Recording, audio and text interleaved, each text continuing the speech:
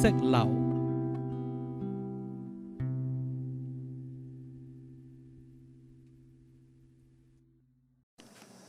各位聽眾你哋好啊！通識流嘅時間啦，咁咧錄呢集嘅時候咧，我就忽然間諗起，哎呀上一集我係唔記得咗 upload，好似係上個禮拜嗰集我係唔記得咗 upload，因為呢個星期實在太忙啦。不過唔緊要，如果各位聽眾你係聽緊呢一集嘅時候咧，亦都知道話我上一集都 upload 咗啦，因為一齊 upload 嘅，結果兩集就係、即係你發覺如果上面前嗰集講你 out 晒啲先 upload 咧。係唔出奇嘅，咁係因為我自己唔記得咗。係咁就喂，北京乜個？喂，今集其實第99集通識流咯喎。咁100集有咩玩咧？未諗到啊！咁100集有咩玩先？我諗佢啦，我諗佢。有乜去？咁就有啲 idea 嘅，有啲頭緒嘅。喂，100集咧，因為下星期我希望冇乜事發生嘅話咧，又講翻啲輕鬆啲嘅嘢。OK 啊，好噶，我想再。係我哋一直想講輕鬆啲嘅嘢，不過真係冇辦法講啲輕鬆啲嘅嘢真係。我淨係想載歌載舞賀台慶嘅啫。係啊，真係慘啊！真係呢個世界上真係奇怪嘅，真係有啲事。咁就嗱，上個禮拜其實就嗰一集咧，就仲講緊拉布啲嘢嘅。咁今個禮拜咧，拉布拉完啦，即係曾鈺成話聽朝一定要表決到啦。係啊。咁所以就睇嚟佢一定成功㗎。係啊，我都相信一定成功嘅。咁所以咧就不過咁，我成日都話啦，即係拉布嘅成敗就唔係就唔係淨係睇一次嘅。係啊。即係你係成功令到政府越嚟越肉酸，令到多啲市民咧接受到拉布，即係將拉布啲習以為常咗之後咧，下次再拉你布咧，啲人咧就覺得冇所謂啊咁樣。喂，其實呢個係必然嚟嘅。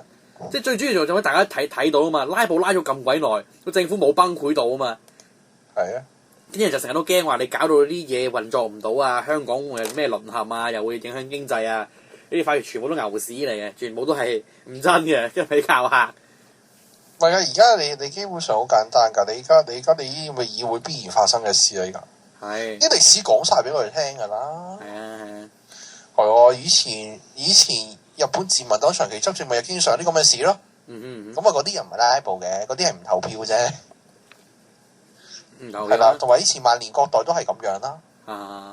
係啦，以前台灣萬年國代都係啲咁嘅事啊。咁所以就即係香港啲咁成熟嘅地方咧，基本上就永遠就基本上唔會點死㗎啦，嗰樣嘢。係啦，上晒軌道好都冇，即係如果你話政府嘅體制裏邊都上晒軌道，冇乜特別㗎啦，已經。係啊，咁所以就係啊，真係冇乜，即係覺得真係大家完全唔需要驚對於拉布呢樣嘢。OK，咁啊講翻啲，講下啲八卦嘢啦。咁就喂真係峰迴路轉喎，布又未拉完，即係又未宣判嘅之前咧，就今個禮拜一啦，割咗隻就公開割隻啦。即係當然我哋呢啲咧就成日睇嘅咧，就一早知道發生乜事啦。知道係一定會割隻嘅。咁但係就即係盡職俾大家都知道晒啦，連唔係平時連唔係支持者唔係知情人士都知道晒，就係琴日。係啦。咁就話係啦。阿毓民就因為阿毓民話割隻就正式咧就退出呢個人力嘅執委會，就退出埋呢一個嘅乜鬼嘢，退出埋呢個嘅普羅，唔係退出人民力量，退出民主黨聯島梁聯盟，同埋退出立法會黨團。係啦，即係其實基本上成個普羅都退出咗㗎啦，即係話。係成個普羅都走咗㗎啦。因為就譬如話周俊橋啊嗰啲，即係本來普羅嘅代表。喺人力咁嘅執委都就退出埋，都走埋啦，係啦。咁大嚿咧，其實早前已經退出咗普羅啦，已經。係啦。咁所以就變咗就今次就普羅退出啲人民力量咧，就毓民就唔使問個大嚿嘅。咁大嚿就繼續係好驚訝啦。咁當然佢啲驚訝係唔係真嘅，唔係真係驚訝。我覺得係知道一定會發生嘅事。唔係真係驚訝啦，我絕對相信係。係講俾你聽驚訝啫。不過咁即係即係都呢啲小問題嚟嘅，呢啲係。係買嚟嘅啫。咁就係啦，結果就即係你3年前即係社民連嘅戲碼，即係喂真係再度上演，即係幾乎一式一樣。係啊，即係我成日覺得即係呢個係即係毓民哥嘅宿命嚟嘅咧，真係。唔係啊，一個人成日中意樹敵為樂嘅，最後都會係咁嘅結局㗎啦。係啦，即係我哋係即係我冇人咁有型噶嘛。即係一個人係高舉交友為苦，樹敵為樂咁樣搞政治嘅，真係係啊，真係未聽過，未聽聞過，歷史上真係我都未聽聞過，都係。咁就係咁啦，咁但係就即係阿毓民就唔係唔交朋友嘅，咁我最中意交嗰個朋友咧就叫做阿黃洋達咁樣。係啦，但黃洋達嗰啲咧，其實咧亦都咧，佢亦都代入咗一樣嘢嘅，代入咗咧中國人搞政治嘅毛病。啊！中國人政治嘅毛病咧，就係咧嗰個政治遺產嘅繼承嘅問題。係啦，係啦，係啊！係搞來搞去搞唔清嘅。咁但係就尤其是最得意嘅就阿毓民就最中意揾即係佢哋即係我哋即係大把前人有得睇㗎啦，即係最中意揾啊就係揾咗啲季思傑啊，揾咗啲陶君行啊，就揾咗啲馬草泥啊嚟做佢接班人啦，結果個個都係最後反面收場嘅。係啊，都只不過其實有時候呢啲人咧，佢淨係學到毓民嘅型。係啦，學唔到個型，學到個型，學唔到個格，學唔到個實啊！係啦，有其型而冇其實。係啦，即係譬如馬草泥嗰啲，我哋聽佢做節目咁耐，即係佢淨係又講嘢就牙尖嘴利，牙尖嘴利係啊。咁就甚至言辭帶有侮辱性都不亞於毓民嘅。係啊。咁但係問題在於太早得罪人。係啦。而問題在於就佢又冇毓民咁高嘅學識。係啦。即係佢成日講啲嘢其實冇乜深度，好坦白講。係。咁而家就算 even 陶君行就係搞組織、搞社運、搞好多年嘅人啦。係啊，搞社運搞好多年嘅人啦，但係始終係一個，即係佢冇一個堅固理念嘅人啊。其實你可以咁講，即係黐埋去嘅人咧，好多都嚟揾着數。即係你學到足，擦到足嘅人咧。係啦，好坦白都係嚟揾着數嘅。當然一定㗎啦。嗰啲立場都係左搖右擺嘅。係啊，但係佢係左搖擺得好緊要啊嘛。係啊。係啦，佢呢個人個弊病啊嘛。係啊，即係你去到你好簡單，你去到季思傑咁，季思傑就嗰啲就好難講啊。嗰啲我都估唔到佢究竟佢個立場係點樣。咁當然其實季思傑就唔算嘅，其實就係如果有陶君行、馬草泥，再加埋而家黃洋達。係啦，其實個問題係最後 at the end 就係去到咧，就係佢成日想揾一個政治遺產繼承人。係啦，佢想政治遺產繼承人，佢揾到呢個係啱啦，佢就死攬住嗰個。係啦，搞到係你即係攬到咧，直情咧，我哋叫做過分縱容啊。係啊，即係你係不惜同所有人反面咁滯噶嘛。係啊，不惜同所有人反面咁滯噶。係啊，因為其他嘅人，就算而家人力裏邊，其他有啲佢哋而家嘅周圍有啲佢知道自己唔夠料，但係起碼咧，佢都唔會咁強出頭啊！我哋叫做，但黃洋達唔係噶嘛。黃洋達就，我覺得即係咁，即係有人戲稱啊，毓民嗰啲咁多年嚟嘅嗰啲嘅疑似政治遺產繼承人咧。就當中咧能力最高嘅一個黃洋達，好明顯係。係啊，佢個型係學得最似啊。學得最似啦，同埋就組織能力又夠啦。係啊。但係佢有一定嘅政治魅力啦。但係個問題入邊，佢個料子未夠啊嘛。個料又係唔夠。又係嗰樣咯，同一樣嘢咯。但係即係佢有一樣嘢係，我覺得即係佢甚至比毓民同埋阿蕭若元咧都強嘅就係。佢真係好能夠吸引到年輕人，呢個梗係啦，佢係嗰代嘅人啊嘛，佢係現代嘅人啊嘛。即係你以前阿土啊、阿馬仔啊，嗰啲完全都唔係佢手腳嚟，我坦白講。嗱，好簡單，你好簡單，阿馬仔係中產嘅。嚇！馬仔始終係一個中產，佢做 banker 嚟㗎嘛。係咯，佢始終係個好中產。同真係而家嘅年青人又差咗一截㗎啦。其實係啊，陶君行始終係上一代搞社運嘅人啊嘛。係啊，又差一截㗎啦。又差一截㗎啦嘛。喂，黃洋達唔同啊，黃洋達做編劇、搞漫畫，搞呢啲嘢，最捉到 attention 㗎啦，最捉到年青人 attention。最接近年青人啦，講嘢同聲同氣。係講嘢同聲同氣，係啦。直情講話同一種語言啊。同一種語言，唔使講理由。任何嘢唔使講理由嘅。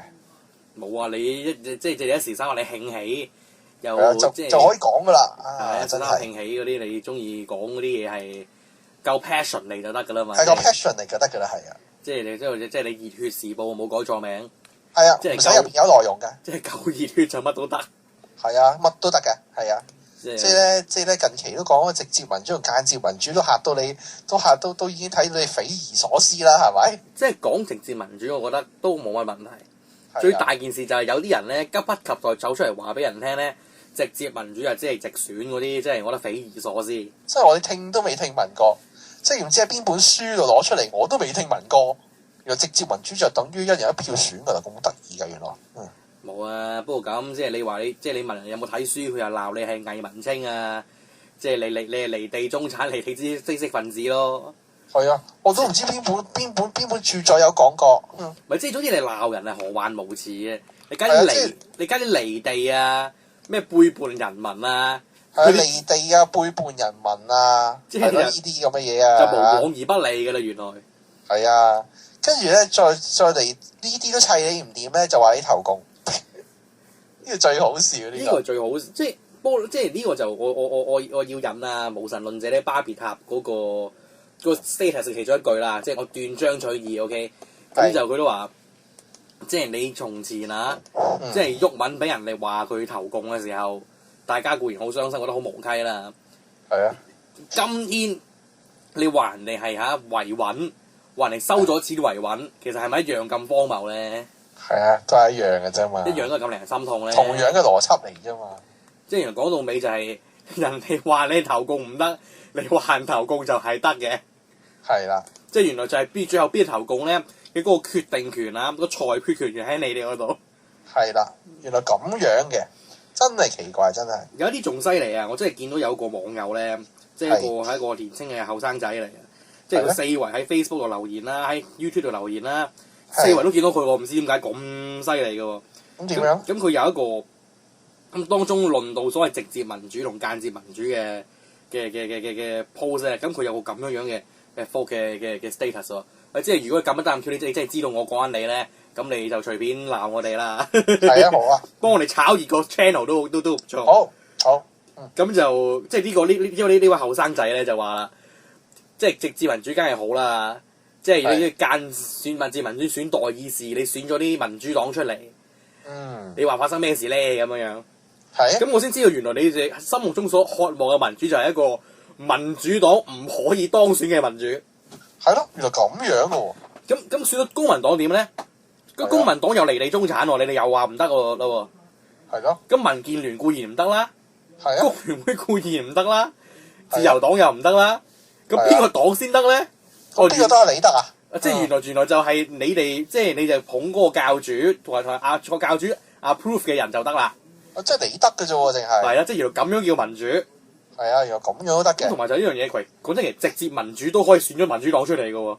嗱，即係好簡單，我哋好尊重㗎。即係就算咧 even 咧，我哋同咧，就算我哋同即係可能同其他某啲政黨咧幾唔同路都好啦，話人哋建制乜嘢都好啊。但係我哋都尊重佢嘅存在，因為事實應該係佢哋應該係存在嘅，係咪？喂，佢有人選嘅喎，我哋唔係假嘅喎。但都唔係假㗎嘛？你話佢有啲人點樣做嘢都好啦，係咪？喂，大佬，佢唔會做咗一半票出嚟㗎嘛？係啊，呢個唔可能㗎嘛，係咪先？佢做到全香港一半人投票投俾佢哋。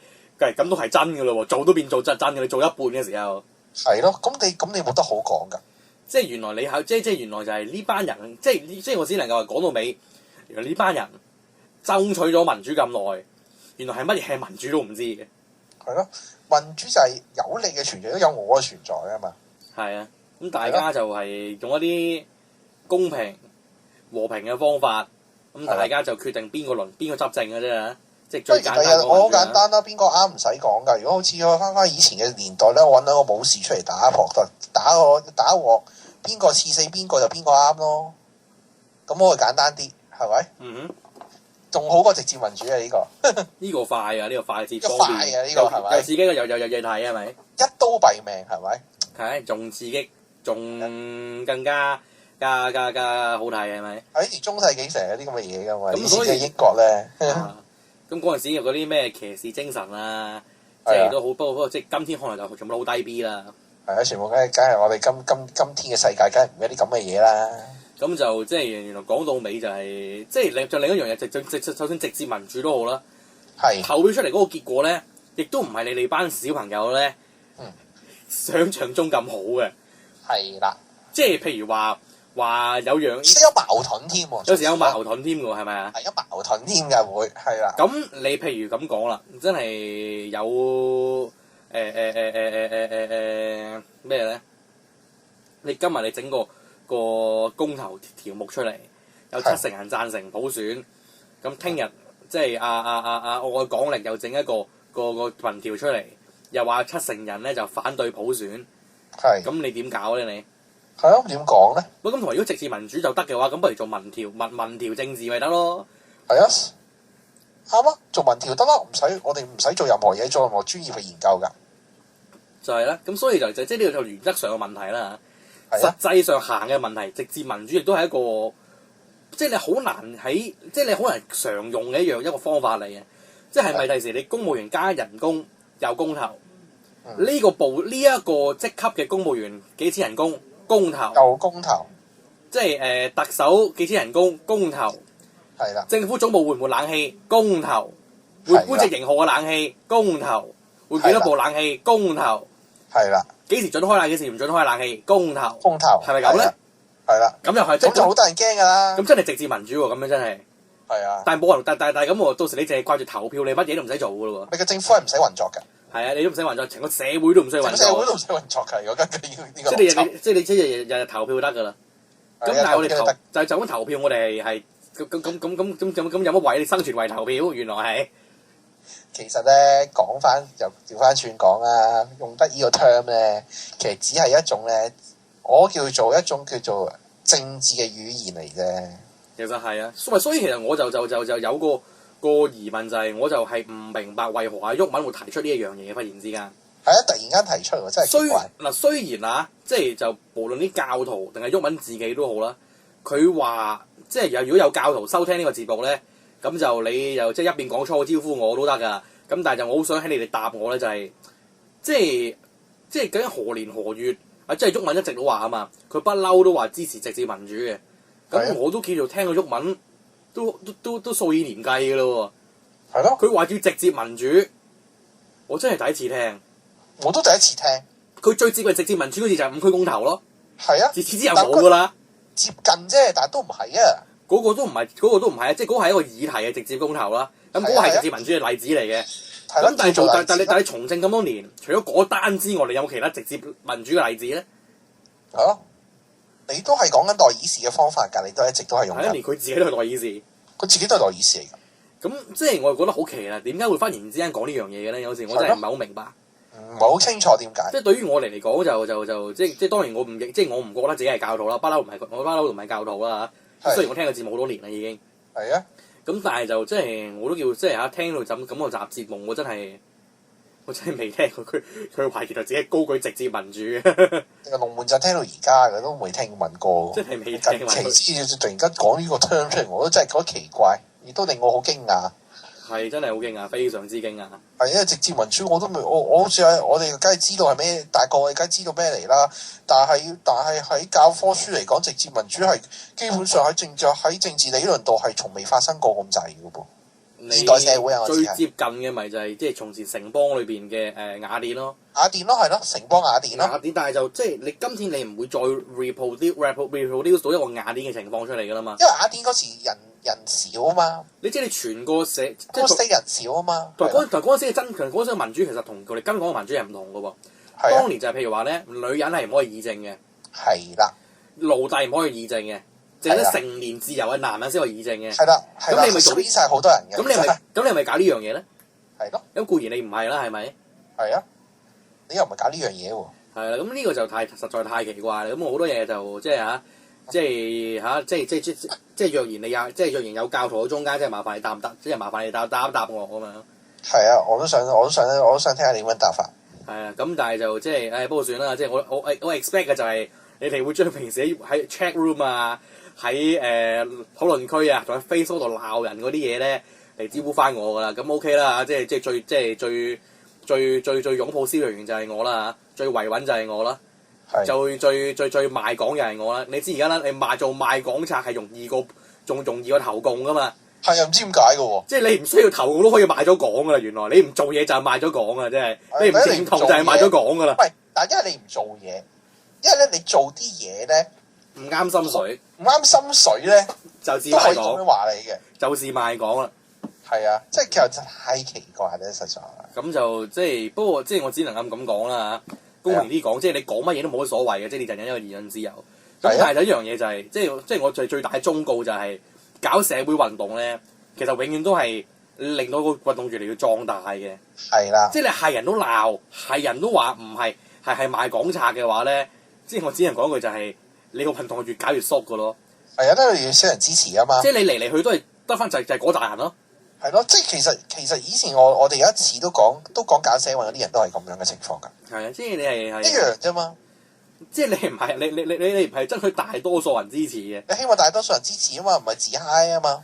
即係你即係人哋講到尾就係你嗰班核心信徒咧，就係要不同鞏固嗰堆勢力咧，就搞社運咁，即係嗰啲真係搞唔成，我只能咁講係。係你自嗨啊嘛。係啊，非常之啊。即係兩種搞唔成，一種呢種情況，一種咧就係咧，你係為做而做，即係為咗個飯碗嘅啫。泛民大家知道我講邊啲啦，係咪？係。喂，阿 Toby 入嚟啊 ，Toby。O.K. 係，我哋講緊我哋講八卦嘢啫喺度，講八卦嘢啫。O.K. 我哋繼續。等我會講翻正經嘢㗎啦。八卦嘢先緊要啊！係啊，八卦嘢先緊要。其實今日我轉咗嚟講嘅，我初初就想講正經嘢嘅。哇，好窒喎 Toby 你嗰邊。嚇？好窒喎你嗰邊。唔係嘛？都唔緊要，好似而家冇乜事。不過我哋 Toby，我哋而家講緊啲嘢咧，係可能講完之後咧，如果有啲熱血教徒聽到咧，可能會走嚟問候我哋娘親嘅。係啦。係咪講阿黃生嘅壞話咧？黃生嘅壞話冇啊！我哋都冇鬧佢。講人壞話根本就。我哋冇鬧佢，全部基於事實。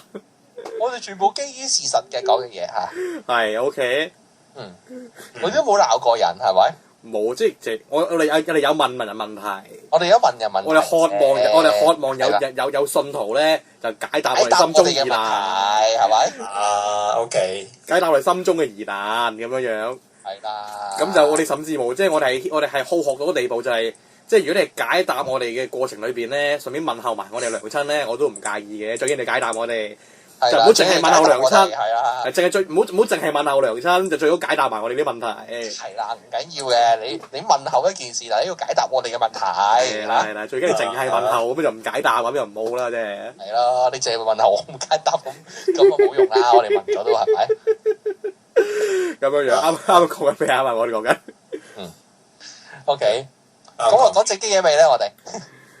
O K 嘅，講翻正經嘢咧，講翻。係。咁就咁大家知道啊，唔關 Toby 事嘅，唔好問候佢，O K。係啦，唔關佢事嘅，係啦，因為啱啱入嚟嘅啫。問好，發生咩事？係啦，問候我哋兩個好啦。我無知㗎。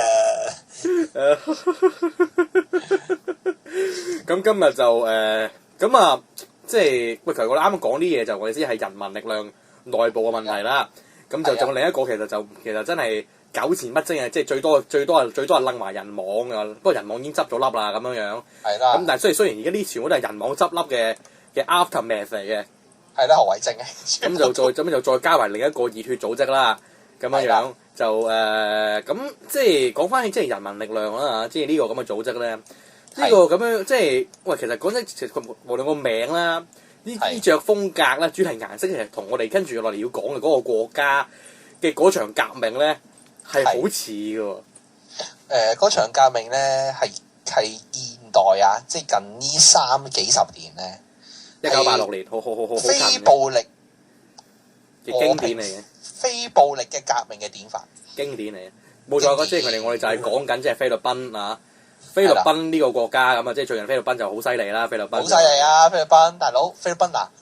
2年前就降上香港，今日又降上台灣，一降上咗台灣。喂，不過咁喎，喂，即係我覺得咧，因為香港啲本土派咧，入到咧真係係好口一對心嘅，真係。嗱，你就話淨係你香港啲嘢，跟住台灣俾人揼咧，你班本土派啲人走去支持台灣喎，真係幾奇怪嘅啫。係啊，咁你當佢係國係點咧？你當佢係鄰國定點咧？請問係咯，定原來佢香港一部分嚟嘅咧？即係你話明其他別城國，邦啊嘛，城邦啊嘛，即係別國的事你唔理㗎啦嘛，咁你又理嘅點解？公事嚟㗎嘛，呢個係。點解你走去？城邦啊嘛，城邦隔離城邦，唔係別國。咁啊，唔係咁咁啊，真係你真係將敵我，即係好似將敵我定義亂咁定義一樣嘅啫喎。城邦隔離城邦咁人哋國家嚟㗎，大佬。你亂即係咪亂嚟嘅啫嘛？扯嘅啫。係啊。咁即係新加坡係國家定城邦啊？新加坡話國家嚟㗎嘛，攞咁多年啦，新加坡都。新加坡係國家嚟㗎嘛？不過咁即係一樣嘢就係即係有時呢啲人咧就有時為咗自圓其説咧，即係連國際認可嘅標準咧都可以唔嚟嘅。係。咁我哋講翻菲律賓啦，咁樣菲律賓而家就犀利啦，佢而家就巴閉啦，真係。而家巴閉啦，而家。喂，三方得罪晒喎佢。而家收唔到科啦。收唔到科啊！真係收唔到科。佢收唔到科㗎，其實反面收唔到科㗎而家。咁就美國就唔會撐佢㗎啦。出事啊！出事啦，開始。香港呢邊就聲援台灣啦。你香港就有牙齒印添啊！唔好講。冇得唔冇牙齒印，一定講啊！即係呢啲大佬，我都想講。即係我即係佢講去睇，即係當然我係即係抱住個即係食花生嘅態度去睇呢件事，就基本上都係一個。係。咁就講翻啦，但菲律賓呢個國家咧，咁其實就即係我哋即係佢又即係喺佢變成呢個咁即係咁乜都咁鬼兒戲嘅地方之前咧，即係我係夠膽講啊！即係你即係當然我冇陶傑咁出名，咁所以就我知我咁講咧就冇人會鬧我嘅，即係冇乜菲律賓工人會走去上街示威嘅。係。咁但係就你都夠膽講，其實即係啲菲律即係2年前呢單嘢發生，即係香港即係旅遊巴嗰單嘢之後咧。即係今次我就覺得呢個國家基本上係乜嘢都係玩兒戲嘅，冇樣嘢係認真啊！真係個國家最認真嗰次就係我等陣會講嗰一次嘅事情。係啦，就係得嗰次就係我哋即係津津樂道啊！亦都係真係即係應該係近代啊一個叫做一個和平革命啊嘅一個典範。首先講下我都要講下菲律賓人嘅血統先。好，講菲律賓嘅血統先。係啦，基本上菲律賓人嘅血統咧就咁嘅。基本上佢應該係南島民族嚟嘅。係啊，菲律賓嘅土著係南島民族嚟嘅，即係同台灣啲原住民啦，南方島嶼所謂 Papua New Guinea 啊，或者所謂嗰啲咩 Tonga 啊嗰啲國家咧，即係嗰陣喺太平洋島嗰啲國家咧，基本上如果係真係喺即係宏觀少少嘅角度睇咧，基本上個血係一樣嘅，佢哋嘅原住民。其實同東南亞即係喺亞洲即係喺大陸上面嘅嗰啲血統都係相近嘅，即係譬如南方嘅中國人啦，南方嘅即係數科漢人嘅漢人就係一樣，就係基本上好話唔好聽，其實係雜種嘅。係咁，譬如話同泰國人啊嗰啲，即係譬如即係見到其實所謂中國人啦，香港漢人啦其實你見到都有好多唔同樣噶嘛。最簡單講就譬如話南方人嘅我自己南方人，我自己好有南方人，即係我好黑噶嘛，其實我係南方人。咁同埋就因為其實我鄉下就喺海南島嘅，海南島其實就係同海南即係土著海南人咧，其實就同菲律賓人嗰啲係同種嘅，都係南島民族啊嘛。南島民族嘅，即譬如阿邦呢啲咁白淨呢啲咧，北方人嚟啊嘛，其實係。不過我肯定自己有大部分嘅南方人血統。咁就冇辦法，因為你哋屋企就係都移民咗我哋南方咁耐。係因為基本上我哋呢啲人應該係珠璣河嗰啲人嚟㗎嘛。係啊，冇錯。咁但係即係你咁白淨咧，呢啲其實係大漠啊、蒙古嗰啲 DNA 嚟㗎嘛。係啊，但係我哋睇件事咧，就係話咧，除咗呢個南島民族血統之外咧，佢第二個最大嘅因素喺入邊咧，就係咧，因為咧本身菲律賓以前西班牙殖民地嘅。係啊。因為好多西班牙湧咗入去咧，其實咧好多咧土著同西班牙人通婚。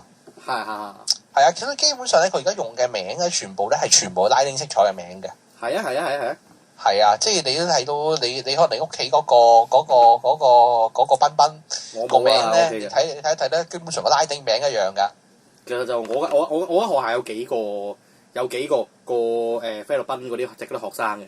咁就亦都進一步加深咗咧，我嘅印象就係我成日都懷疑菲律賓係一個冇男人嘅國家嚟嘅，因為我幾乎從來冇遇過一個菲律賓男人。係。咁但係就遇到喎。你遇到啊？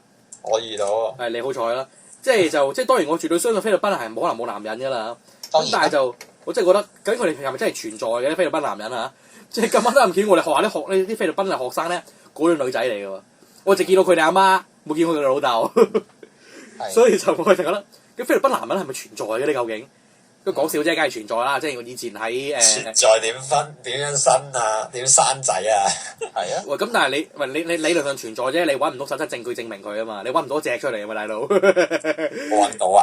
我知，所以菲律賓都係講笑啫，梗係。有啲咧就應該好白嘅，因為佢真係始終係純拉丁血統，大部分係西班牙血統。咁但係咧有啲咧就黑嘅好多係有土著南島民族嘅血統。大部分都係南島民族嘅，你知好少我見到個白嘅菲律賓人嘅嘛？有嘅。有，而家講嘅一個人，我都係講嘅一個人，就係咁嘅樣。有。兩個係好白，不過佢嗰兩個係應該係中國人嚟嘅，即係漢人嚟嘅嗰啲種啦，華人嚟嘅。就帶咗講第三樣嘢啦。佢咧其實咧好多菲律賓人咧係有閩越血統嘅。閩越血統啊，即係因為福建人係四圍人啊嘛，四圍遷徙啊嘛。係啦，所以係啊，所以又雜交咗嘛，又通婚啊嘛。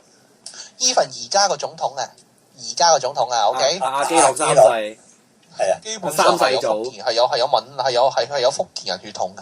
好多人都有嘅，馬來西亞嗰啲馬拉人都好多有華人血統嘅。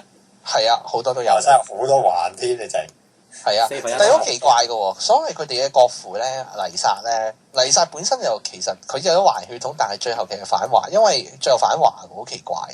呢個唔出奇啊！即係有時候覺得即係你搞政治嘅嘢，就係你政治決定係重於一切嘅。當然，同埋佢嗰啲華人又唔係好似即係冇話華人嗰啲華裔血統嘅人咧，佢哋唔係好似馬來西亞或者新加坡嗰啲識中文啊，即係好有中國人文化咁嘅。佢哋真係完全係菲律賓化咗嘅，已經冇晒中國人嗰種文化嗰種咁嘅性格，完全冇。對嘅，係咯。咁但係咧，其實咧本身佢哋個血統啊等等咧，其實咧如果數起嚟咧，都基本上混雜。但係亦都有講法咧，話當年咧，即係咧喺即係清初咧，即係大陸國內清，即係大陸清初啦嚇。係。清初嘅時候咧，其實基本上咧就係當時咧就鄭成功咧，其實咧係曾經咧諗過咧係想打落去菲律賓嘅。有講過㗎，就唔好投降清朝啊嘛，棄守台灣，但走去揼菲律賓啊嘛。係啊，因為鄭家想揼菲律賓，但係當時嘅鄭克爽要投降啫嘛。係啊，但係就一樣嘢，即係我就覺得，即係我真係我即係而家我真係隔代我都想真係問候鄭家娘親，即係如果你當時你咁做嘅話咧。即係當時以菲律賓人嘅實力咧，一定唔夠打噶嘛。因為嗰時有得土著啊嘛，嗰時都未大量通婚西班牙人。即係而嗰陣時，即係嗰啲明朝啊，就算係滅亡咗嘅明朝嘅殘餘勢力，都一定好打過佢哋噶嘛。係啊，因為嗰時全部係土人嚟嘅啫嘛，基本上土著嚟噶嘛。即係按照大中華主義嘅思想嘅邏輯咧，就係如果當時佢做咗呢樣嘢，走去打咗菲律賓嘅話咧，今天菲律賓就會成為中華國神聖不可侵犯、不可分離嘅領土一部分啊嘛。因為當時鄭克爽話聽下邊個講啊嘛，聽下馮石凡講啊嘛。係啊，走去投降啊嘛。唔係呢一樣嘢咧，即係亦都係我認為怨恨日本人。日本人點解唔完全征服中國咧？你征服咗中國之後，你今天日本就會成為中國不可分開一部分嚟㗎啦嘛，真係啊！係啊，以嗰個文化嗰個侵略性啊嘛，係。咁先唔好啊！咁先唔好啊！嗌緊救命啦，已經喺度。救命啊！即刻，我睇電視啊，我聽歌啊，陰公。即係以後就係即係以後咧以後就唔係講日軍侵略中國㗎啦，就係問點解啲日本人成日都要分裂中國？係啊，就到時就猛咁問呢樣嘢，做咩有分離主義啊？你搞和獨啊？係咪？你個日本獨啊？係嘛？搞錯我哋。係，哇！係一套新動畫嚟喎呢個。呢個不過算數啊！啲全部都講笑嘅啫。呢個真係歷史又沒有如果嘅係咪？歷史沒有如果。平行世界啊！係啊，平行世界嘅歷史沒有如果嘅。OK。咁咧就要講翻啲近代少少嘅嘢啦。其實咧菲律賓呢個產物咧，即係而家呢一個產物咧，其實咧亦都可以咧係冷戰時代嘅一啲，其實亦都菲律賓亦都可以叫做係冷戰時期嘅一個棋子嚟嘅。係啊，喺東南亞嘅一個棋子嚟嘅美國人。美國喺世界上捧咗好多政權出嚟。係。但好多政權佢哋係一種叫做或者叫壟斷式民主啦，係咪？好多政權咧最大嘅問題咧就係咧貪污成風。其實嗰陣好多嘅，其實嗰陣好多個地做好多親美國政權都係咁噶。同埋咧好多裙帶關係。即係你唔好話菲律賓啦，蔣介石啊、蔣老頭嗰個政權係咪又係咁樣樣？當然啦，另外就你去到南美啊嗰啲國家咩薩爾瓦多啊、玻利維亞嗰啲政權咪咁樣。烏拉圭啊嗰啲咪又係咁樣樣。係咯，咁咪搞到最後咪有次古華拉出現咯，跟住有長毛咯，跟住有長毛，係啊，因為相連嘅啫嘛。係啊，咁其實當時咧菲律賓咧就正咧就係美國棋子嚟嘅。咁你都知道啦，基本上咧而家到今時今日咧，美國都有海軍基地咧喺個蘇比關嘅，係咪？係冇錯。係啦，咁當時咧其實咧就係咧佢部署咗好多，部署咗咧成個海軍成個空軍基地咧喺蘇比灣嗰度咧，就係咧以防止咧被赤化亞洲。咁但係咧其實咧又調翻轉講，為咗要 Cold War 對抗被赤化咧，其實好多國家咧。你就表面上咧就希望咧去建立一個民主嘅世界，但係其實事實上咧嗰啲國家咧，其實我可以答我，其實實際上全部都一啲都唔民主。好似菲律賓就係個例子。係。嗱，馬可斯本身嚟講咧，大家一定要講菲律賓，一定要講馬可斯啦，係咪？就算20幾30年一個我哋叫獨裁者啦，係咪？係。馬可斯本身係戰後已經係做參議員㗎啦。咁佢之後咧就1965年咧就真係咧選總統啦。係。咁選總統之後咧一路咧就做咗1965年做到1986年，直到阿基諾夫人幾年啦，20多年係咪？係啊，21年。佢呢20幾年以嚟咧，其實咧你諗下咧，佢做嘅嘢咧有啲似咧當年咧蔣介石喺台灣。所以啱啱咪提到佢嘅咯。係啊，喂，新聞自由、言論自由，全部電視台係佢嘅。喂，啲國會全部係佢啲人嚟嘅。係啊，周圍拉人嘅。係啊，一樣搞白色恐怖噶嘛。搞白色恐怖噶嘛。咁咧佢直情咧係將自己嗰啲親戚啊、朋友啊嗰啲全部都擺晒上去嘅。同埋咧嗰時咧，成個菲律賓入邊咧就好多咧好多馬可斯畫像嘅，係咪一式一樣咧？係啊，即係你而家喺台灣都見到好多蔣介石嘅啫。係啊，嗰時又係咁樣，一式一樣啊。其實同我哋其實搞同一樣嘢啫嘛。即係當我哋話大陸度度都毛澤東畫像嘅時間，咁其實呢啲國家都係搞緊同一件事嘅啫。係啊，不過佢一攞自由之名，佢攞共產之名啫。一樣嘢嚟嘅啫。所以講出即係左同右，原來閂埋門都係同一樣嘢。係啦，但係嗰時咧，美國咧就冇辦法嘅。美國咧就為咗個現實個冷戰嗰個形勢咧，佢一定咧只有硬住啲政權嘅啫。就要對抗蘇聯啊嘛，對抗蘇共啊嘛。當時你係要防止啲國家赤化啊嘛。係啦，即係呢班友雖則係法西斯，但係其實就佢哋始終都係堅決抗共噶嘛。堅決抗共啊嘛，佢哋。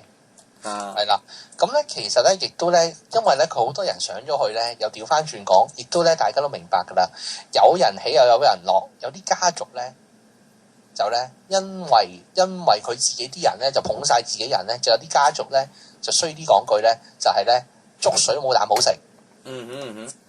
尤其是嗰個叫阿基諾嘅家族。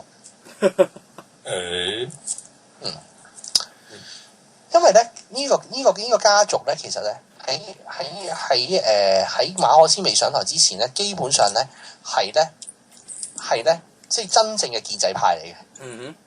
即係咧係壓住以前嘅政府嘅。但係馬可斯上台之後咧，佢哋就慘啦。佢哋又變咗反對派喎。因為其實俾人壓迫得太緊要啊，即係變咗咧就係咧明明佢係鄉紳嚟嘅，係有晒着數嘅，點不知咧點不知咧，就最後乜嘢都冇。係。咁啊，最後梗係變咗反對黨噶啦，反對派嘅人噶啦。嗯。咁咧呢個馬可斯咧，仲要咧捉埋你添，嗰個即係阿基，即係而家個總統個伯爺。係。Benicio Aquino啊嘛。係啦，佢咧就慘嘅，佢咧真係咧嗱，當然佢世家出身啦，走去搞反對黨，去鬧衰馬可斯啦，係咪？結果咧，佢咧俾人混鬼咗嘅，佢告佢咩咧？告佢叛國。叛國咩事？叛國呢個佢話佢即係叛亂罪。叛亂，佢做咗咩叛亂咧？即係其實係咪就係煽動，即係就係煽動顛覆國家政權嗰啲嘢咧？係啦，叛亂罪。即係一式一樣啊！真係咁。一式一樣咧，係咪啊？全部都似曾相識。係啊，似曾相識嘅講嘅嘢係。跟住咧，嗰個 Benicio Aquino 咧，就喺個監獄裏邊咧，佢捉鬼咗佢。咁咧，佢喺監獄絕食喎。咁絕食咧，最後咧，佢瘦到真係咧，最後絕食到差唔多不似人形咁滯噶啦。係。死得噶啦。咁咧，因為佢始終以前咧，因為佢以前個政權咧，佢喺美國識人。係。咁咧，佢喺美國 lobby 人哋。佢自己喺入邊有心臟病。佢去揾咩人去 lobby 佢美國啲人？因為我頭先講過，呢個係世家大族嚟噶嘛。OK， 即係就總之佢有人喺美國啦。佢因為美國係 lobby 人。咁咧，最後咧，美國佬咧就最後咧就叫佢啦，你冇搞啦。叫佢流亡美國。係。即係佢去美國醫病啊等等啦嚇。因為咧，如果佢即係咧，美國亦都計一個數嘅，計一條數嘅。萬一如果佢死咗嘅話，咁點咧？死咗會點咧？嗱，如果佢死咗嘅話，咁你即係美國人，你眼白白，喂，你又話成日講民主，你眼白白有一個嘢喺度，係一個嘢做反對派，俾人無端端捉鬼咗，喺個監牢入邊絕食就死鬼埋，咁你話菲律賓入邊，你話菲律賓嗰啲共產勢力就蠢欲動噶啦嘛。OK， 即係又係防赤話。防赤又係一樣嘅啫。即係有呢個嘅左派起義嘅藉口，唔可以俾佢嘅。佢防赤主義。明白。係啦，咁咧呢件事咧，咁咧最後呢家人咧就走咗去美國。係。咁跟住之後咧就咧，佢喺美國咧就係咁嘈啦，一定噶啦，又攞啲國會議員啦，有冇似曾相識咧？真係。即係我想，呢個世界啲嘢真係歷史真係不停重複啊！佢 lobby 國會議員，咁國會議員咧，佢就話要翻去參加國會選舉1983年。係。咁咧，佢咧就最後咧，因為馬可斯咧就受到咧，因為美國好大壓力。係。咁算啦，俾佢翻去啦，佢贏幾個位嘅啫，即係起碼咧，我圈到票噶嘛，係咪先？係。啱實咁樣。咁最後咧，佢真係咧依個阿基諾咧。真係走去翻去嘅，係啦。咁走去翻去咧，其實咧已經咧有好多人咧，嗰啲擁馬可斯嗰啲人咧，同埋啲軍方嘅人咧，其實已經有恐嚇信嘅啦。係啦。咁咧，佢咧就喺邊度翻去咧？係。佢咧就喺美國坐飛機去咗台北。先去台北先。喺台北飛過馬尼拉。係，仲要咧，佢已經好嘢噶啦，着埋防彈背心噶啦，驚死咧，俾人打死噶啦。即係發生咩事啊？喂，搞乜鬼？係咁錯㗎，我呢次係啦，佢都好上下網啦呢個時候。係啦，咩下網啊？佢都驚人打死佢噶啦。OK，咁咧嗰架飛機咧，其實咧上邊咧，佢喺桃園機場咧，已經啲記者圍住佢噶啦。係，咁咧有啲人都跟佢上飛機嘅添。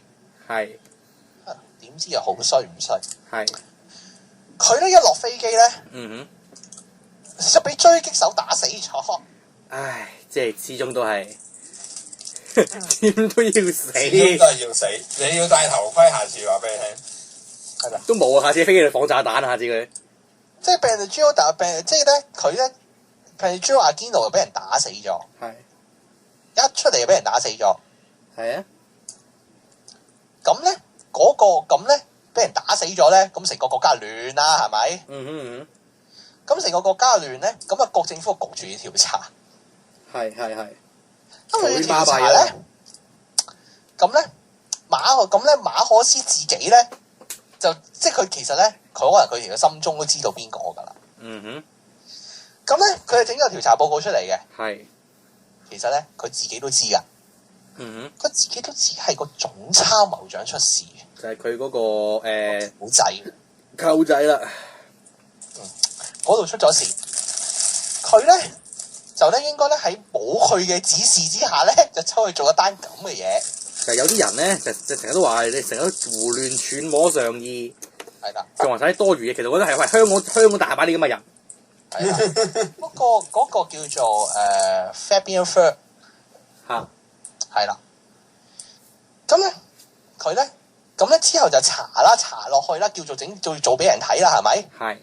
咁查落去咧，就有班佢咧，最後咧佢馬可斯咧，就最後咧就真係咧，全部咧就放晒，就咧，基本上咧係咧想咧胡混過關，就放鬼晒佢哋。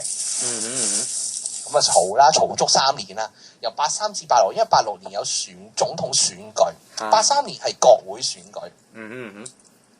嘈足3年。係。人民力量革命嘈足3年。總之咧，逢星期日咧就上街㗎啦。總之你講緊呢個嘅就係唔係香港嗰個啊，係菲律賓嗰個啊。係啦，黃絲帶革命嗰個啊嚇。係啦，啲衫差唔多顏色嘅啲衫。係啊，一色嘅一樣㗎，係啊，其實幾似嘅其實。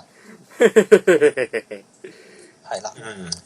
咁咧，其實咧中間咧嗰班友咧喺軍方咧有班友咧，其實條氣已經唔係好鋸㗎啦。點解條氣唔鋸咧？嗰班人啊！本身係軍校出身嘅，係嗰扎人咧就成日咧俾馬可斯人騎住，條氣已經唔係好順嘅。咁咧嗰班人咧就想咧就搞一個運動，就想政變。軍事政變。軍事政變嗰班人啲咩人咧？嗰啲人嗰啲名咧，大家都明㗎啦。係有一個叫做George Honison， 你未必知道邊個？唔識。當時係一啲年輕嘅軍官，軍校出身。係。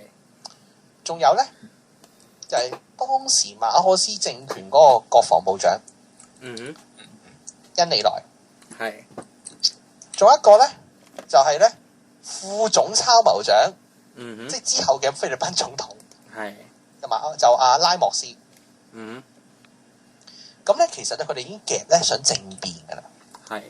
係啦。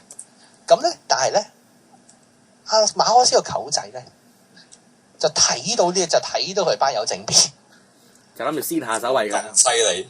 係啦，就俾佢哋就先下手為強，就睇到佢班友政變。咁其實咧，佢其實咧有人咧中間咧已經開始咧有啲人 lobby 咧美國，因為咧嗰單嘢咧，即係掟死人嗰單嘢咧。就咧有人要上身咧，佢已經建議咧，即係美國政府咧已經叫咧，喂，你好心你要壯士斷臂噶咯喎，係時候放棄某啲人咯喎，要放棄某啲人噶咯喎 ，OK，咁咧咁咧就最後咧即係軍事政變就好似就淨冇做已經俾人識穿啦，呢叫做未做已經俾人識穿啦，實在太低手啊，實在係。係啦，咁咧最後點咧？最後咧嗰兩個人咧，一個頭先講嗰兩個人咧，同嗰幾個人咧，就最後咧揾人救命啦。就揾咗咧新海綿救命。新海綿咧？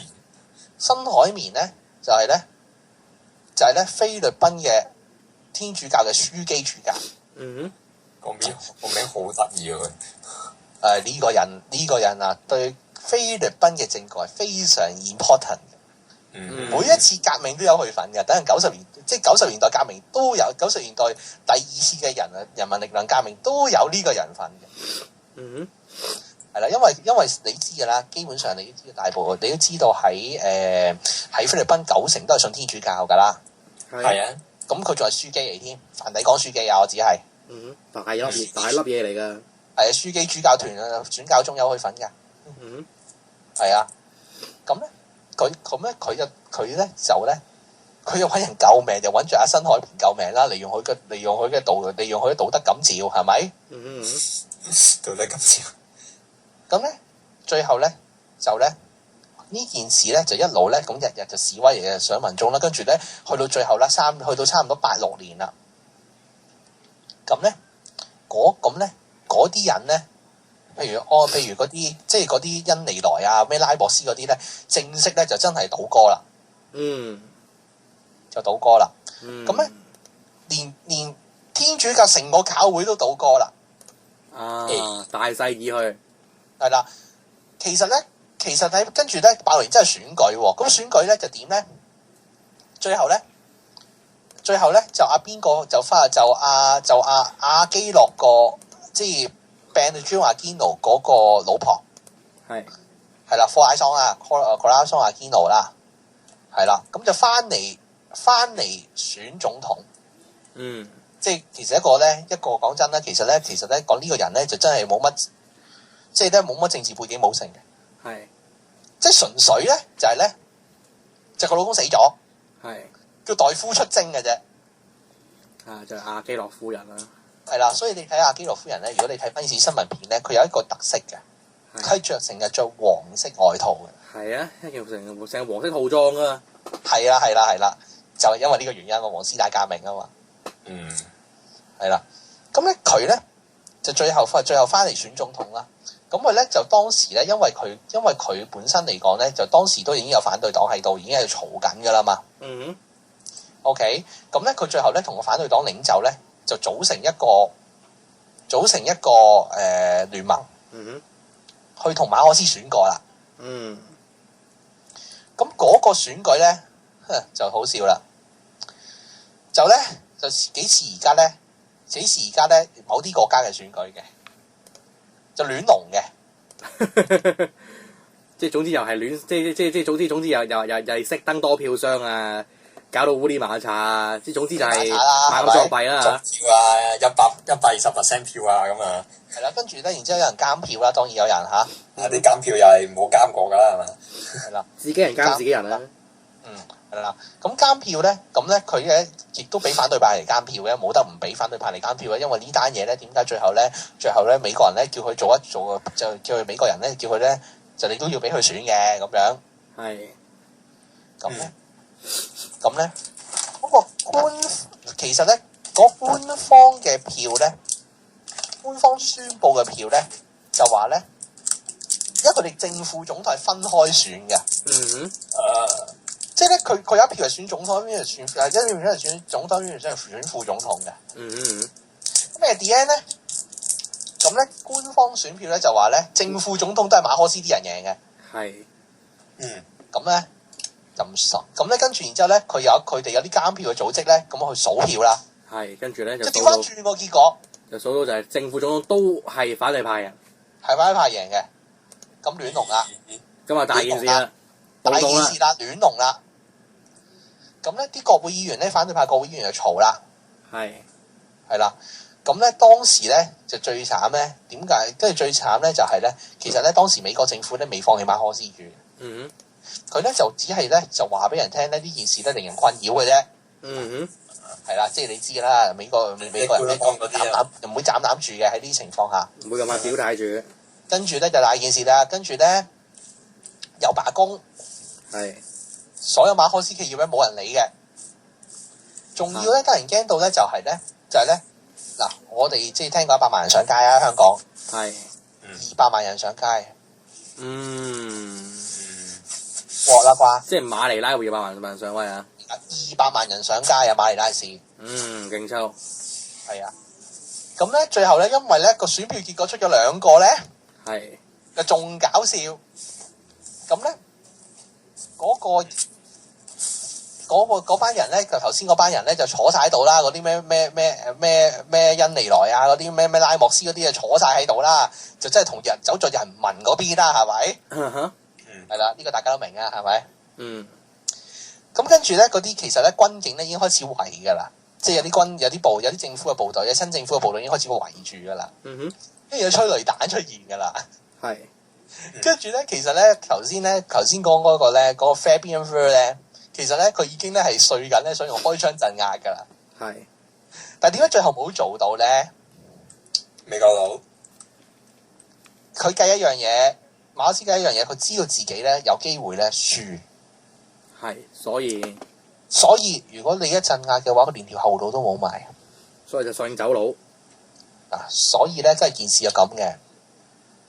跟住咧，本來馬克思咧就喺電視台發表講話嘅。嗯哼。但係最得人驚嘅事咧，發表講話途中咧 ，OK， 佢咧被革命軍嘅人咧就攻佔咗個電視台。咦？喂，我哋即係我哋係咪要去佔領呢個 CCTVB 咧？攻佔咗電視台，佢走都走唔切。係。咁跟住咧，然之後咧就一路僵局落去啦。咁跟住最後咧就點樣搞法咧？咁咧就竟然咧菲律賓出現咗兩個總統嘅時間。嚇！有兩個總統同時宣誓喎。係。一個咧嗱咁嘅，一個咧就喺馬拉坎南宮咧，即係總統府宣誓。係。咁圍咗啲支持者啦，咁樣。係。跟住咧，嗰200幾萬群眾咧係。就喺菲律賓嘅所謂嘅而家叫人民廣場，我哋都叫做。係。個人民廣場度宣誓喎。喂，咁我想問，咁科拉桑亞基喂，咁最後個政府人員啊，政府機器聽邊個話咧？聽邊個內閣話咧？咩啊？嗱，最後咁兩個宣誓啦。咁最後咧就係咧開始咧諗下咧計落條數咧，就開始咧就已經攻陷咗電視台啊等等啦。咁其實咧各自就職之後咧，其實咧已經開始咧就話咧嗰啲即係頭先嗰班軍官咧，嗰班年輕軍官咧，係嗰啲嘅親兵咧，嗰啲嘅親兵咧已經咧差唔多咧殺到去總統府㗎啦。係啦，已經差唔多殺到去總統府嘅。同埋咧，當時有一樣嘢，最高法院嘅大法官咧係去咗人民廣場幫阿科拉桑宣誓。係，就係咁樣啦。咁咧大勢已去。係啦，嗰時咧其實咧佢咧當時馬可斯宣誓咧有請外國政要參加，所有外國政要係唔敢嚟嘅。係啦，大家明咩事啊？梗係啊！跟住咧，因為咧群眾同埋呢個當時嘅群眾同埋呢個即係頭先嗰班人嗰啲親兵咧，其實咧已經開始咧殺到電視台啊等等㗎啦，就係殺到總統府㗎啦。咁咧跟住之後咧，佢其實宣誓咗之後咧，已經咧冇耐咧就已經咧要諗走佬㗎。咁咧最後點走佬咧？就係咧佢最後咧同馬可斯同阿恩尼內又講數，就話咧佢要安全地離開。係。咁最後咧美國咧就真係咧都賣個順水人情啦，咁啊俾政治庇護佢。係。跟住咧就掉咗去當時咧嗰時克拉克空軍基地啊，即係馬尼拉最近嘅基地咧。就咧跟住然之後咧用直升機接咗去嗰個基地，跟住再用空軍專機接咗去關島，再飛去夏威夷。簡單啲嚟講就係倉皇逃走。係啦，倉皇逃走，陰公夾着尾巴逃跑。係啦，但係咁呢個革命雖然講係所謂嘅人民力量革命，但係亦都講到一樣嘢俾你聽，喺呢一類型國家咧。At the end 咧，個三權啊真係分立嘅。係人民有一個權喺度啦。政府機器有一個權力喺度啦。係軍方有權力喺度。你睇嗰兩班人，如果軍方唔係恩尼萊或者拉莫斯嗰班人變嘅話咧，你覺得會唔會成功？唔會啦。咁跟住之後咧，其實咧一路咧咁啊真係科拉桑亞基諾做咗總統啦。其實之後咧，佢逃過咗幾次嘅政變嘅。係，而且所有政變都係頭先我講嗰班人主導，有啲最後係要離開咗政府嘅。係，你諗下去到90年代再選總統咧，科拉桑亞基諾係唔支持拉莫斯嘅。係支持阿林文樂嘅，即係而家嗰個馬尼拉市長啊。係啊，即係嗰次大家如果2010即係2年前咧有睇人質事件嗰單嘢咧，嗰個市長去選總統嘅。但佢選唔到啦。呢場選唔到，選唔贏拉莫斯，因為拉莫斯始終佢有一個光環就係咧，就係從軍人走咗人民嗰一邊啊嘛。係啦，其實當然呢三個權，如果呢兩個權有任何一邊係傾側嘅話咧，呢個革命可能係唔成功嘅，甚至可能流血收場嘅。係啊。咁當然呢個國家再講落去，其實而家個總統咧，當年咧就好鬼慘嘅。當年咧，因為政變咧，因為咧嗰班人政變咧，頭先嗰班人咧，係啦，嗰班人咧其實咧好多係背後策劃咗政變嘅。咁咧其實咧佢喺馬拉坎南宮咧曾經咧俾人用開槍打中嘅。不過最後幾次政變都唔成功。其實點解咧？就因為人民個權咧。即係你軍方係一小撮人政變啫，咁你人民個權同埋政府個機器嗰個權咧，就對抗咗軍方一小撮人啊嘛。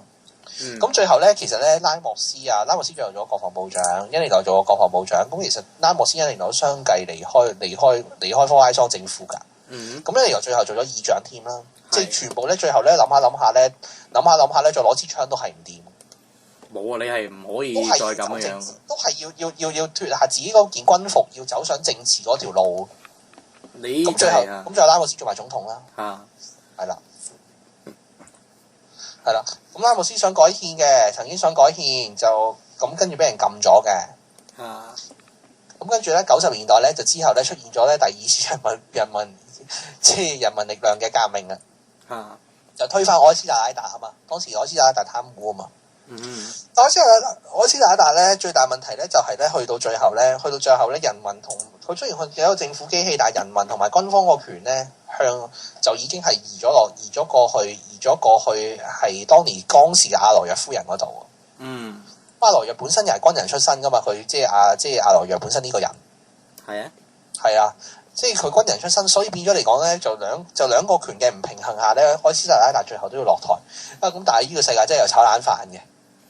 咁而家呢個總統啊，大家知道啦，就其實咧都係承繼咗啲政治遺產嘅，係咪？就因為光環嚟噶嘛，就因為佢阿爺嘅緣故。阿爺，佢阿爸 ，OK？係佢阿爸。應該係知道，阿媽，OK？係佢伯爺嘅緣故，同佢阿媽嘅緣故。係啦，即係成個係一個政治遺產嚟嘅呢個係。咁當然今日我都有樣嘢又真係即係我 behalf 又講真嘅，今日嘅菲律賓經濟係好過係即係我諗係人民力量革命之後最好嘅時期。呢個係啊，喂，其實嗰陣人民力量革命之後咧，菲律賓嘅經濟咧係衰過一輪。係啊，基本上冇進步過。係近呢幾年先好翻。近呢幾年係啦，近呢幾年就啱啱呢個總統就上去做啦，呢個總統啦。雖然我有時覺得其實基本上我覺得唔可以。而係唔可以話佢係功勞，係啊，根本行運醫生啫嘛，行運嚟啊，醫病未？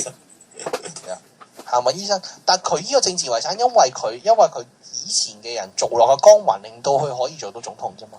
係冇錯，仲要最大問題就係咧，因為咧最大問題咧就係咧愛斯特拉達貪污。其實講真，貪唔貪污嗰啲好難講啊，係咪？即係裙帶政治就指控佢貪污。愛斯特拉達就真係又係俾阿辛海綿搞掂嘅。辛海綿又係做咗最後就頭先嗰件事，就喺人民力量講，即係喺人民廣場嗰度咧，又同阿羅約夫人宣誓。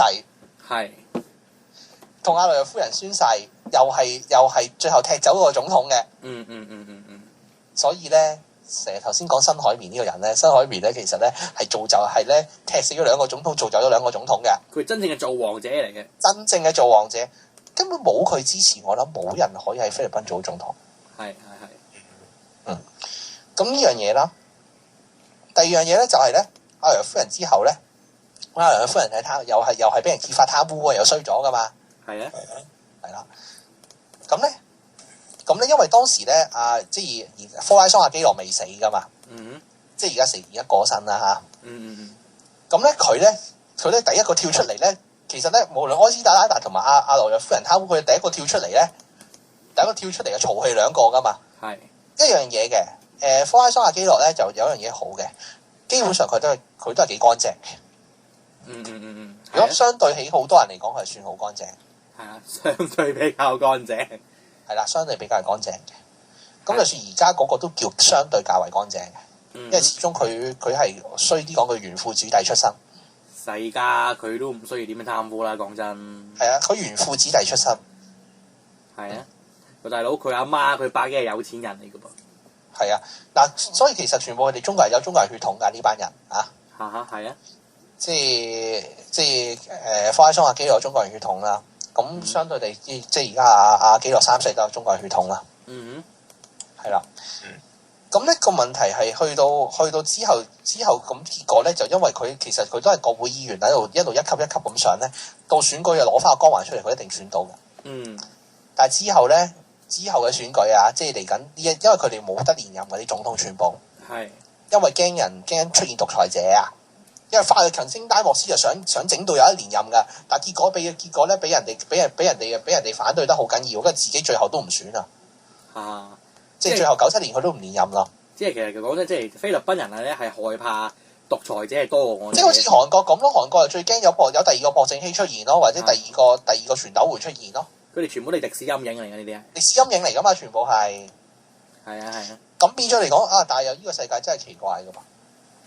今日選翻出嚟啲人咧，唔知點解咧，好似炒冷飯咁嘅喎，即係將佢出嚟選嗰啲人啊，你睇見都嚇到你暈咗咁滯嘅噃。點樣咧？又係嗰啲人？講俾你聽啊！即係又係人民力量嗰啲人？係邊啲人咧？嗱，頭先咧，我咪提過，其實咧馬可斯點獨裁都好咧，有一樣嘢嘅。其實咧經濟最好嘅時間係馬可斯嘅年代。係啊。係啊，基本上菲律賓嘅經濟高速增長嘅。係啊。係啦，咁但係咁咧，而家竟然咧，你知唔知其中一個候選人就係艾美代啊？誰？艾美代啊，即係馬可斯個老婆啊！我竟然佢做咗國會議員啊嘛，佢出翻嚟選啊！咁我年紀都好大下喎，應該係啦。我年紀都好大下喎，佢年紀應該都係啦。跟住咧，另外一個叫埃斯達拉達，係又係邊個嚟嘅咧？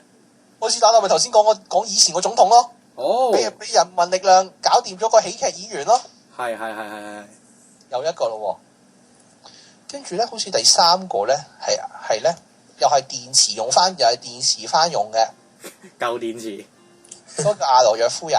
阿羅約夫人想翻呢個我聽過啦。喂，又話唔準連任嘅，唔準連任啫，但隔咗一任啊嘛，可以即係再選過。係啦，reuse 循環再用，真係環保嘅嘢。recycle 啊，係。原來 happy hand 咧，即係全部咧去到最後咧，啲人都係熟口熟面嘅。真係環保，世界第一啊！政治環保國家呢個。係啊，全部發現。犀利不得了，不得了！即係諗都諗唔到有啲咁嘅事發生啊！其實 at the end 就係咁樣噶啦，而家去到最後又係嗰啲人嘅，唔知點解。點解咧？即係個江山真係冇人才輩出，真係冇人才。嗱，因為咧第四個咧，我諗最後都係阿林文樂噶啦。即係我諗最後都係諗埋呢個人嘅，都係舊電池嚟嘅。係咯，即係佢而家做緊馬拉市長啊嘛。係啊。即係會唔會好似陳水扁咁樣？係啦。市長升總統咧？係啦。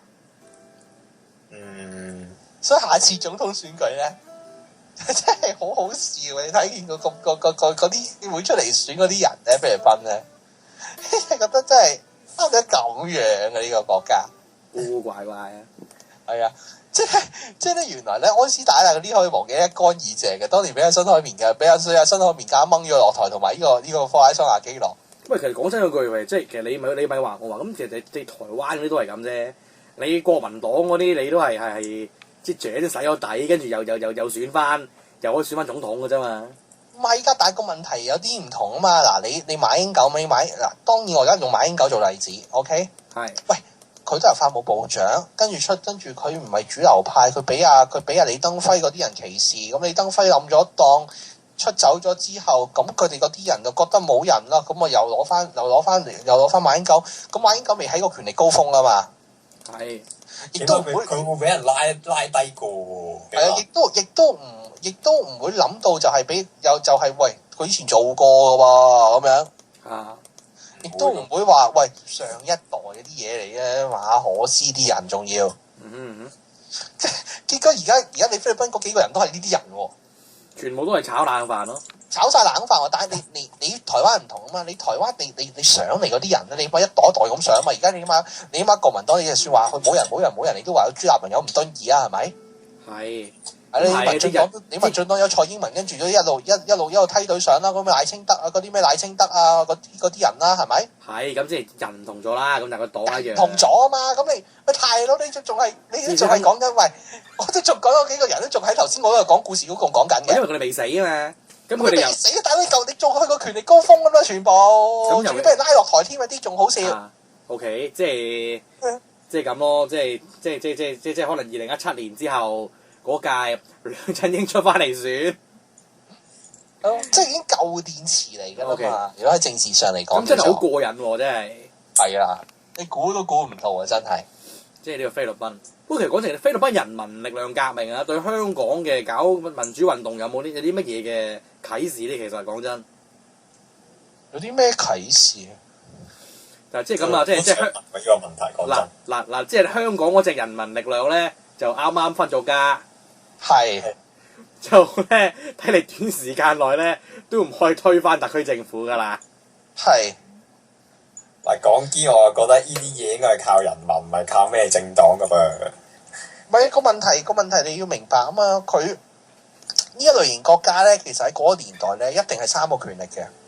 even 而家都係三個權力嘅。因為有殖民地背景啊嘛，人哋走嘅即係人哋走佬嘅時候，佢即係幫佢哋建立咗一個近西方嘅政權，即係嘅政府模式啊嘛。係啦。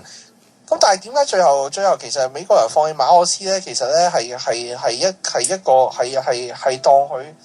當佢已經係冇利用價值啫嘛，真係㗎？咩利用價值啫？係咪？係。唔係咁講真，今天都係俾人利用啫嘛。今天你都係話其實即係封鎖中國嘅圍堵鏈嘅其中一粒棋啫。係啊，但係今日起碼唔會再，基本上你唔可能就算東盟國家咧，你唔可能仲有一啲好似馬可斯咁嘅政權出現㗎嘛。唔得，咁佢個時代已經過咗啊！時代過咗，美國亦都唔會再捧啲咁嘅政權啦。係咯，亦都自己做咩要捧呢啲咁嘅政權啫？冇着數嘅。佢因為新近嘅策略就係佢民主化咗個國家佢啊嘛。係啊，民主化咗佢啊嘛，係啊。而佢最大嘅得意最好嘅好處就係民主化咗之後，嗰啲國家都係會繼續親美國噶嘛。係啦。不過咁有呢啲唔係經由美國民主化國家就難講啲啊，即係你喺埃及呢啲咧。委內瑞拉嗰啲，即係你係冇經美國手嚟民主化嘅咧，可能係反美嘅。係可能反美啦，係啦。係咯。所以有啲唔同嘅。不過你話好多啟示嘅，真係冇乜特別嘅啟示嘅。本身你可以咁講，呢啲基本上，因為香港有啲唔同，香港就始終唔可以叫一個國家。唔係啊，即係香港人民，即係香港搞革命，你點都要睇住呢個嘅中共嘅頭啊！係啦，除非你有辦法本事牽一髮而動全身，係咯，發動到全個中國嘅。係啦，咁冇得好講啦。太勁啦咁就。係啊，根本太勁啦。不過咁我直都話其實即係而家你大陸裏頭咧就係一日多咗暴動啦。仲有一樣嘢咧，就係咧，當年嘅革命基本上咧，佢上得喺200萬人喺馬尼拉街頭嗰啲咧，好多係高等知識分子。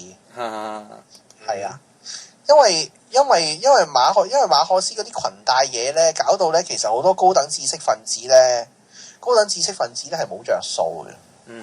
一籌莫展嘅。係啊，所以最後佢哋一定出嚟同你搏命咯。去到最後見你咁鬼衰。係啦，咁其實都話其實好多人都講，其實如果講真啦，如果當年啊，萬一啊，佢Benicio Aquino落機唔係俾人打死咗，其實咧佢只係可能翻嚟選咧，其實咧馬可斯仲可以撈多幾年嘅。因為佢本身嚟講，可能個反對派未可以真係完全可以控制個局，因為始終菲律賓嘅經濟嗰時係好噶嘛。即係未可以完全控制個局，只係可能慢慢將個權力攞到手啫嘛。但係個問題就係當時 Fabian Fair 嘅人走去咁樣打死咗 Benicio Aquino 咧，就結果令到嗰3年個局完全骨牌式咁跌啊嘛，咁變啊嘛。係啊，所以咧，唔好以為咧少少事咧，以為咧真係咧你想毀滅佢咧，就咧用呢啲方法，用呢啲咁粗製嘅方法啊，結果咧最後贏輸咧。最後喺贏輸上面咧，就已經最後個結局就好清楚啦。邊個要慌忙逃脫，係咪？幾乎冇命㗎，大佬！你真係唔放你㗎嘛，當年。咁睇係咁啦，我唔知啊，即係我而家就即係呢啲係歷史嘅問題啊。我最希望嘅就係有冇一日睇得到梁振英夾在鼻巴逃走。咁啊，講真，你問我個問題，咁呢個又唔會嘅，我哋香港人都好厚道嘅。唉，咁睇下雷仔會佢應該腳痛嘅啫，我覺得。會最多係會唔會？最多係咁嘅啫，係啦。咁有乜都好啦，咁就今日時間我估差唔多啦。咁各位聽眾，咁我哋就下一集就100集啦。咁我都仲未諗到做啲乜嘢。我輕鬆啲嘅嘢啦，大佬，真係大佬。我哋講呢啲，雖然我哋傻，但係講呢啲真係好鬼悶嘅。喂，咁但係就好難搞㗎。如果下個禮拜有爆大鑊嘢，唔通唔講咩？咁咪大鑊嘢照講咯。即係下個星期大鑊嘢有趣啲啊嘛，點同咧？唔係嘅，咁咪第時大鑊雞嘢。其實100集其實我想拉翻林偉倫翻嚟講翻佢都未講完嗰個香港啲娛樂圈嗰啲嘢。係啊，娛樂圈嘅事。佢都仲未夠數臭香港嗰啲電視劇。係，不過電視劇即係你睇呢2部已經知道咩事啦。我冇睇，我淨係知俾人劣評咯。